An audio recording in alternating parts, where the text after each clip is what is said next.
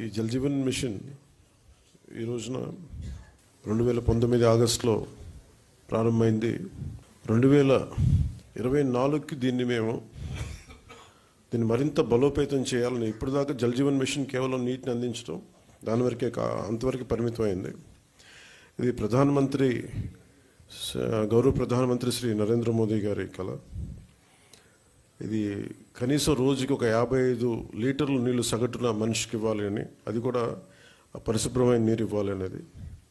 Ultimate goal ఏంటంటే జల్ జీవన్ మిషన్కి సంబంధించి నిరంతరం నీటి సరఫరా ఉండాలి ప్రతి ఒక్కరికి అనేది ఆకాంక్ష, ఆశయం.